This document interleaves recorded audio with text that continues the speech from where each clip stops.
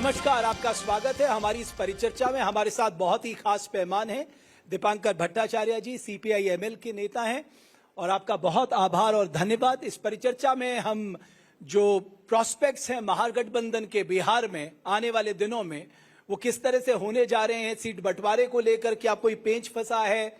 पिछली बार अगर आप सीपीआई एमएल का स्ट्राइक रेट देखेंगे वो 50% से ज्यादा है, तो इस बार क्या वो ज्यादा डिमांड करेंगे। और मेरे साथ मेरे सहयोगी मोहित भी इस परिचर्चा में शामिल हैं। दीपांकर जी, बहुत धन्यवाद आपका, आप माइक ले लीजिए। तो अब तो चुनाव की बेला नजदीक है, और पिछली बार मैं देख रहा था आपने 19 सीटें में लड़ा था और आप 12 जीते थे, तो ऑलमोस्ट 50% से ऊपर का स्ट्राइक रेट। अभी आप ऑलमोस्ट 2/3, उसमें और 2 कम से कम जीतना चाहिए था। अच्छा, 14 होना चाहिए था, तो 12 पे रुक गए थे हम लोग। तो आपने अपने सहयोगियों को समझाया जी हमारा स्ट्राइक रेट देख के इस बार हमें आंकना। नहीं, ठीक है। इसको तो देखिए, स्ट्राइक रेट की काफी चर्चा है बिहार में, तब से लोग हर जगह क्रिकेट की भाषा में बात करते हैं आजकल। तो हमने कहा कि क्रिकेट में जैसे अलग अलग है, T20 का अलग अंदाज है, टेस्ट मैच का अलग अंदाज है, वनडे इंटरनेशनल का अलग है।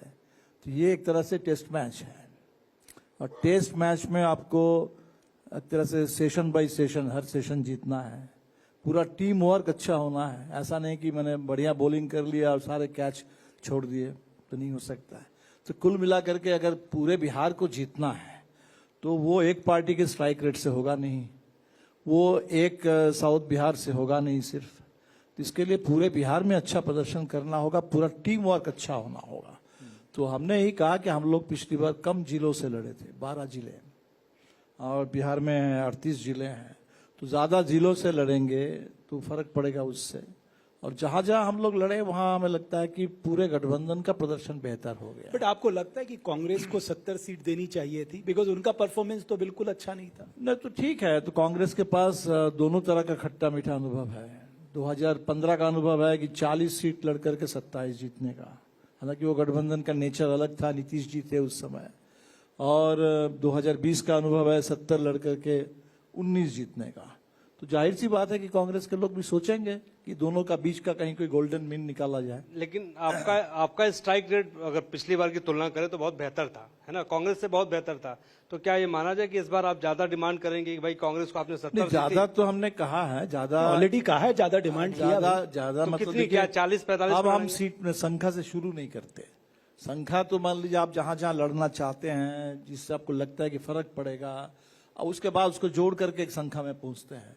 तो हमने कहा कि 12 जिले नहीं, हमको कम से कम 20-25 जिलों से हमको लड़ना चाहिए। और नेचुरल है कि 20-25 जिलों से लड़ेंगे तो सीट की संख्या भी बढ़ेगी। तो हमने कहा है कि 40 सीट पर हम तैयारी कर रहे हैं, हमारी तैयारी है, हम पर भरोसा कर सकते हैं। 40, 43, 243 में 43 माले के जिम्मे में छोड़िए, बाकी 200 बाकी लोग संभाल लें। 43 सीट तक संभालने की क्षमता हम लोग रखते हैं। बट दीपांकर जी, आजकल राजनीति में मांगने पे कौन देता है, अंगद का पैर जमाना पड़ता है। नहीं, माले देखिए, हम लोगों का क्या है, आंदोलन है, संगठन है, लोग हैं, और कुछ नहीं। बाकी तो जिस तरीके से बाकी लोगों का पॉलिटिक्स होता है ट्रांजैक्शन वाला, वो ट्रांजैक्शन का पॉलिटिक्स तो हमारा नहीं है, हमारा एजिटेशन का पॉलिटिक्स है। इसीलिए माले को लोग समझते हैं और माले की जरूरत है, तभी तो हम लोगों को कुछ सीट लोग ने दिया। नहीं तो अदरवाइज 5 साल पहले जो बिहार की स्थिति थी, कोई गठबंधन के बारे में कोई सोच नहीं सकते थे। 10 साल पहले देश की परिस्थिति भी दूसरी है। आज सब लोगों को लगता है कि आज की इस परिस्थिति से निपटने के लिए बड़ा गठबंधन चाहिए, इसके तो बगैर होगा नहीं।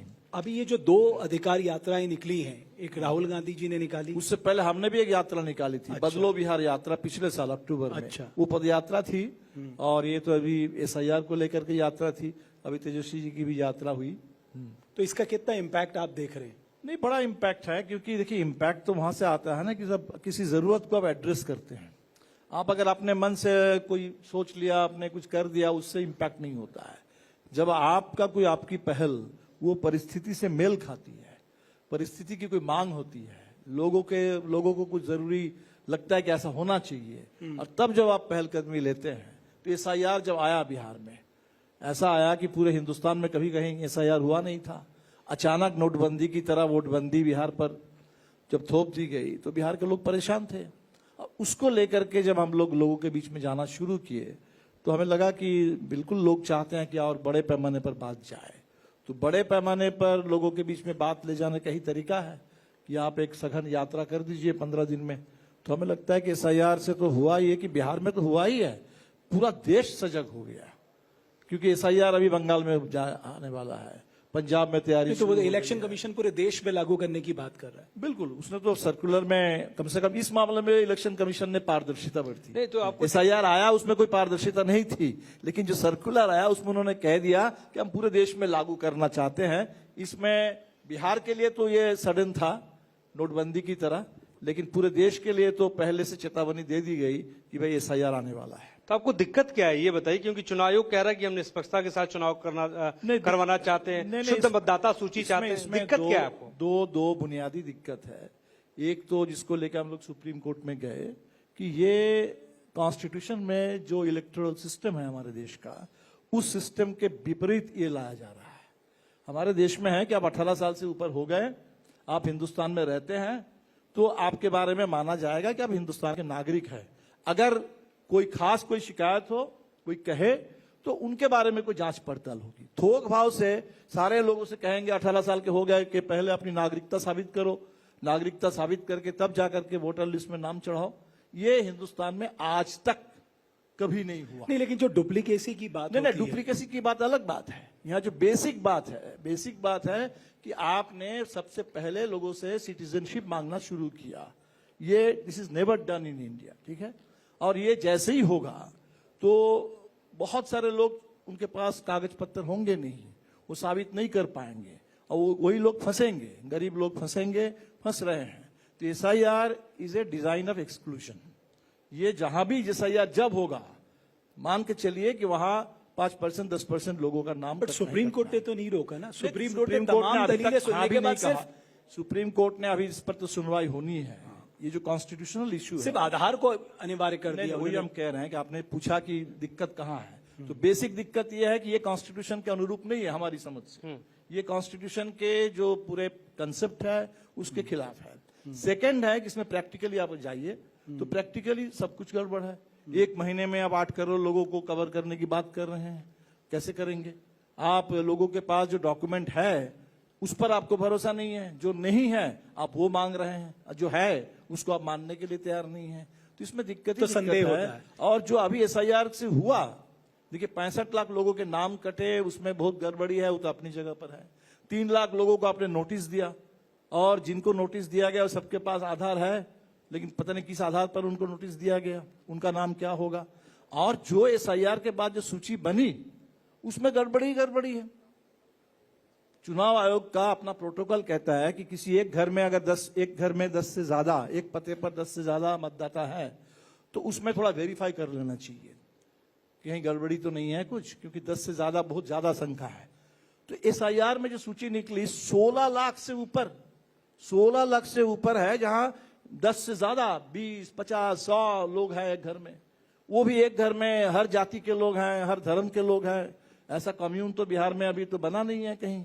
तो अजीब टाइप के इसमें जो आंकड़े आए हैं, उससे बिल्कुल साफ है कि जो गड़बड़ी को ठीक करने के लिए आपने कहा, तो वो उससे बल्कि और गड़बड़ अपने एक सूची बना। तो सर आपने कहा कि इसीलिए SIR के बारे में जो हम लोग कह रहे हैं कि भाई आप जो कुछ बीमारी ठीक है, जी, डुप्लीकेशन है तो ठीक होना चाहिए, अगर कोई गुजर गए हैं उनका नाम नहीं होना चाहिए, लेकिन इस बीमारी के लिए जो दवा आप दे रहे हैं वो उससे और ज्यादा बड़ी बीमारी चीजें खराब होंगी। सर एक और बात जो सामने आ रही है कि ये जो अभी राहुल गांधी, तेजस्वी यादव सब साथ यात्रा कर रहे थे, उसके बाद तेजस्वी यादव ने अलग यात्रा निकाली, तो आरजेडी में भी एक माहौल बना कि साहब तेजस्वी यादव ने तो भरे मन से बड़ा दिल दिखाते हुए कहा कि हम राहुल जी को आने वाले समय में प्रधानमंत्री बनाएंगे। तो राहुल जी ने ये नहीं कहा कि साहब हमारे मुख्यमंत्री की फेज जो होंगे वो तेजस्वी होंगे। अब इसको लेके भी तमाम सवाल उठ रहे कि कांग्रेस क्या कहीं बार्गेन करना चाह रही, बिकॉज आप भी उसके सदस्य हैं, तो आप नहीं जानना चाहते हैं, आपकी जिज्ञासा नहीं होती कि ये रोक के क्या मतलब है, करना तो है ही। इस पे तो मेरे ख्याल से कोई सवाल ही नहीं है। अब जो सवाल है नहीं वो सवाल लोग कुछ बनाना चाहते हैं, इसीलिए पूछा जा रहा है बार बार। तो हमें लगता है कि सबसे बड़ी पार्टी राष्ट्रीय जनता दल है। कोई भी गठबंधन में है, अगर कोई ऐसी परिस्थिति हो, कोई देवेगौड़ा प्रधानमंत्री बने, वो एक बहुत एक्सेप्शनल सिचुएशन है। अदरवाइज कोई प्री पोल आपके पास अलायंस है और उस प्री पोल अलायंस को बहुमत मिलता है, तो जो सबसे बड़ी पार्टी है बड़ी पार्टी के नेता मुख्यमंत्री होंगे, ये नेचुरल है, ये एबीसीडी है, इसमें कोई सवाल खड़े होने का सवाल ही नहीं है। इसमें कांग्रेस को दिक्कत सवाल क्या अगर है? खड़ा होगा तब होगा कि जब राष्ट्रीय जनता दल में अगर कोई तेजस्वी यादव की जगह पर कोई दूसरे दावेदार नहीं, तो हो, कहने में क्या गलत बात- दिक्कत है? हाँ, इसीलिए हमें लगता है there are some things which go without saying.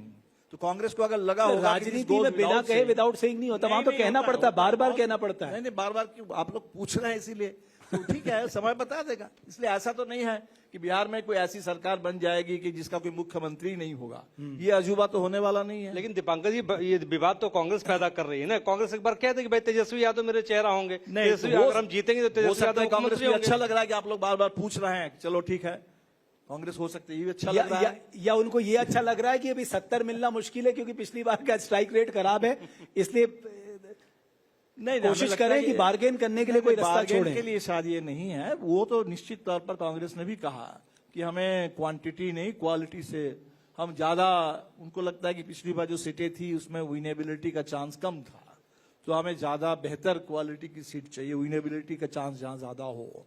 Quantity नहीं क्वालिटी में हमारा इंटरेस्ट। अच्छा, उन्होंने भी कहा। दीपांकर जी, नीतीश कुमार को 2005 के बाद 2020 साल हो गए, आप उनकी 2 क्वालिटी मुझे बताइए जो आपको बहुत अच्छी लगती है। अब ये अच्छा हमको लगे ना लगे, लेकिन वो he is a great survivor, 20 साल से टिके हुए हैं। अभी तो पता भी नहीं है कि नीतीश जी को क्या हुआ है, कैसे चल रही है सरकार, वो भी पता नहीं है। नीतीश जी को शायद ये भी पता नहीं कि बिहार में कोई SIR चल रहा है, बिल्कुल बेखबर है, लेकिन तब भी कुर्सी में बने हुए हैं। तो कुर्सी में बने रहना आता है, तो पॉलिटिक्स में इसको भी एक बड़ी कला लोग समझते हैं। It's a great art of survival, और वो सर्वाइवर हैं। बाकी नीतीश जी ने जो शुरू में कहा था वो बातें अच्छी थी, बिहार को अच्छा लगा था।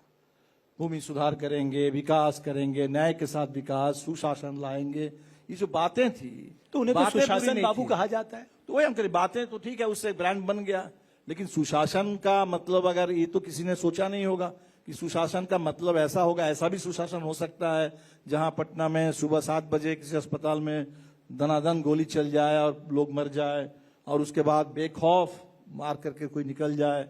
मुजफ्फरपुर में किसी दलित बेटी के साथ बलात्कार हो, मुजफ्फरपुर में उसका इलाज भी ना हो, इलाज के लिए पटना लाया जाए और PMCH में एक बेड भी ना मिले और तरफ तरफ कर मर जाए। ये तो किसी ने सोचा नहीं होगा ना कि सुशासन का ऐसा भी नजारा हो सकता है। तो आज जो सुशासन का जो नजारा बिहार में है वो तो डर पैदा करने वाला है, लेकिन डर तो डरावना है। वो डर तो RJD का पैदा करके दिखा रहे हैं, हर मंच से कह रहे हैं कि साहब इनकी ओर देखिएगा भी मत, क्योंकि इनके कार्यकाल को याद कर लीजिए। अब ये कुछ लोगों को लगता है कि लोग अतीत में जिंदा रहते हैं।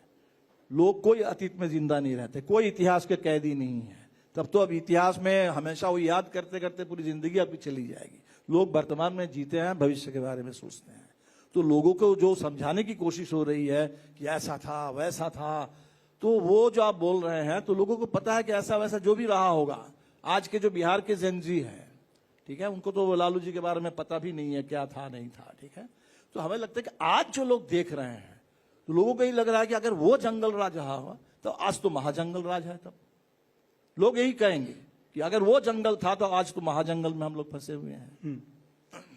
तो एक और बात जो आती है कि वो केवल सुशासन की बात नहीं कर रहे हैं, आप देखिए कितने सारे कैश ट्रांसफर कर रहे हैं महिला वोटर्स के लिए, ग्रेजुएट्स के लिए, महिलाओं को 10,000 रुपए देने की बात की है, सेविकाओं के पैसे बढ़ा दिए हैं उन्होंने, देखिए उनका पेंशन बढ़ा दी है 400 से 1100 कर उनका दी है। स्टाइल क्या है, उनका जो स्टाइल है कि बिहार में देखिए डेमोक्रेसी में मैं मानता हूं कि डेमोक्रेसी में बहुत इंपॉर्टेंट चीज है कि लोग जब कोई मांगेंगे आप उस मांग को तत्काल पूरा कर सकते हैं, नहीं कर सकते हैं, लेकिन शांतिपूर्ण ढंग से लोकतांत्रिक कोई आंदोलन हो रहा है, आपको उसकी बात सुननी होगी, उससे बात करनी होगी। नीतीश जी जिस तरह से सरकार चलाए हैं बिहार में, तो वो कभी किसी एजिटेशन, किसी डेलीगेशन, किसी से कभी मिले नहीं है। अभी देखिए एक वीडियो हमारे साथी लोग दिखा रहे हैं बिहार विधानसभा में, जब हम लोगों ने जमीन की बात की, नीतीश जी ने कहा कि अरे माले वालों का तो काम ही है जमीन जमीन करते रहना, तो जमीन क्या हम आसमान से ले आएंगे? और अभी अदानी को 1050 एकड़ जमीन दे रहे हैं, हम अगर 10 डिसमिल 20 डिसमिल जमीन की बात कर रहे हैं गरीबों के लिए, आप कह रहे हैं जमीन के आसमान से ले आएंगे और उनके लिए आपको जमीन मिल रहा है। मोदी जी कह रहे हैं कि एक पेड़ मां के नाम, 10 लाख पेड़ काट दिए जा रहे हैं पीर पैंती में। तो ये जो लोग बिहार में, किसी की बात इन लोगों ने सुनी नहीं, कभी किसी की बात नहीं सुनी। और जब उनको लग गया जब लग गया कि भाई अगर बिल्कुल नहीं सुनेंगे तो हम वोट मांगने लायक भी नहीं रह जाएंगे। 400 रुपए का पेंशन, हम लोग 3000 के लिए लड़ रहे थे, तो 400 रुपए का पेंशन लेकर के 2025 में नीतीश जी वोट मांगने के लिए जा भी नहीं सकते थे। मजबूरी में 1100 करके कह रहे हैं कि हमने 1100 कर। तो आप जब आएंगे आप कह रहे हैं आप 3000 करेंगे। नहीं, हम लोगों ने कहा है 1500, 3000 की हमारी मांग है। 3000 तो बेसिक, मैं मानता हूं कि 3000 तो बेसिक मिनिमम है, लेकिन फिर भी जो इंडिया गठबंधन का कमिटमेंट है कि अगर हमें मौका मिला तो 1500 से हम लोग शुरू करेंगे। 400 से 20 साल नहीं लगाएंगे 1100 तक पहुंचने में, 1500 से शुरू करेंगे और वो बढ़ेगा और उसको हम 2500-3000 तक पहुंचाएंगे। तेजस्वी यादव कह रहे हैं कि राहुल गांधी को हम 2029 में प्रधानमंत्री बनाएंगे। दीपांकर भट्टाचार्य साहब क्या कहते हैं, क्या 2029 में राहुल गांधी का भविष्य आप देख रहे हैं? बिल्कुल बन सकते हैं। हमें लगता है कि इस देश में वही जो लॉजिक हमने बिहार के लिए दिया वही लॉजिक देश के लिए है। कांग्रेस सबसे बड़ी पार्टी है और कांग्रेस को फिलहाल उसके अंदर ऊर्जा भरने का काम राहुल गांधी कर रहे हैं, री इन्वेंट कर रहे हैं, कांग्रेस को री एनर्जाइज कर रहे हैं, तो निश्चित तौर पर मेहनत कर रहे हैं, तो प्रधानमंत्री बन सकते हैं। इस बारी बन जाना चाहिए था, इस बारी बन जाना चाहिए था, बस कुछ चंद सीटों के चलते हुआ, और वो भी सीटें कैसे नहीं आई वो तो शायद धीरे धीरे खुलासा हो रहा है। एक और बात जो मैं आपसे करना चाहता हूं कि एनडीए के पास बहुत एडवांटेज दिख रहा है, उनके सामने प्राइम मिनिस्टर उनके सबसे बड़े एडवांटेज हैं, नीतीश कुमार एक उनके पास फेस है। प्राइम मिनिस्टर एडवांटेज है, कब है? मैंने कभी कभी है कभी नहीं है। इस बार मैं कह रहा हूं झारखंड में चुनाव हुआ, वहां प्राइम मिनिस्टर नहीं थे क्या? मान लीजिए दिल्ली में जब केजरीवाल जीतते थे उस समय प्राइम मिनिस्टर मोदी जी नहीं होते थे क्या? पश्चिम बंगाल में जहां जाकर के इतना हल्ला किए तो वहां ममता बनर्जी रह गई, वहां क्या प्राइम मिनिस्टर नहीं थे?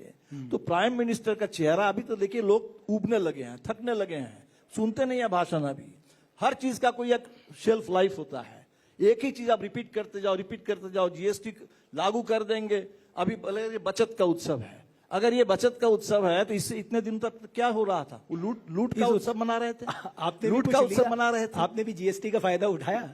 हाँ, आपने भी कुछ जीएसटी का फायदा उठाया, कल से लागू हुआ है।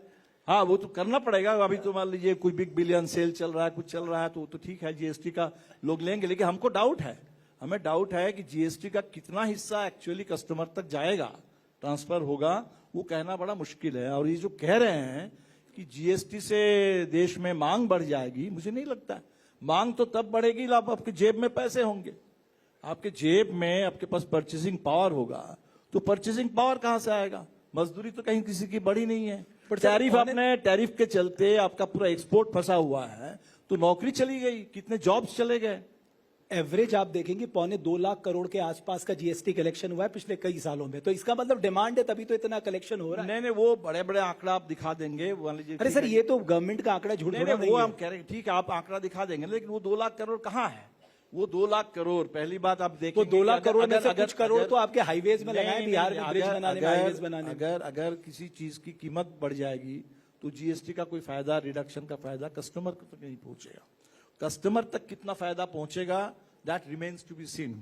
वो आप एम्पिरिकली बता पाएंगे, उसको पहले से आप नहीं बता सकते हैं कस्टमर के पास कितना फायदा होगा। दूसरी बात है, हमने कहा कि जीएसटी जब आप ले रहे थे इतने 4 स्लैब 28%, तो आपको पता था, हम पूरा देश बोल रहा था कि ये बहुत गलत हो रहा है, पूरा गलत हो रहा है, हर चीज पर आप जीएसटी लागू कर रहे हैं। तो इसलिए अब आप कह रहे हैं कि इसका भी फायदा लेंगे, चित भी मेरी पट भी। अगर लेना है तो उस समय वो भी मोदी जी है तो मुमकिन है। देखो मोदी जी जो कुछ करते हैं बड़ा सोच के ही करते हैं। ये जो इस देश में बाबा साहब अम्बेडकर ने कहा था, इस देश में बड़ा भक्ति वाला देश है, तो भक्ति उन्होंने कहा था कि धर्म के लिए तो अच्छी बात है, मोक्ष के लिए अच्छी बात है। पॉलिटिक्स में अगर आप भक्त बन जाएंगे, आंखों पर पट्टी डाल देंगे, दिमाग पर भी कहीं ताला लगा देंगे, तो वो बहुत देश के लिए नुकसानदेह है। उसमें आप दावत देंगे कि पूरे तानाशाही आ जाए। बट ये तो विपक्ष का फेल्योर भी है ना एक तरह से। नहीं, विपक्ष अगर वो आप कह रहे हैं वो अपनी बातों में लोगों को रिझा रहे हैं, तो आप लोगों को सत्य बताइए। भाई सत्य ये नहीं है, ये सत्य है, आप क्या देख रहे हैं? लेकिन सत्य बताने के लिए उसकी कीमत है, जेल में डाला जा रहा है लोगों को, पार्लियामेंट से निकाल दिया जा रहा है, आसान नहीं है, आसान नहीं है सत्य बताना। लेकिन फिर भी सत्य के लिए हम लोग बिल्कुल संघर्ष कर रहे हैं। इस मुल्क में हमेशा सत्य का साथ दिया है मुल्क ने, और अब आज भी देगा।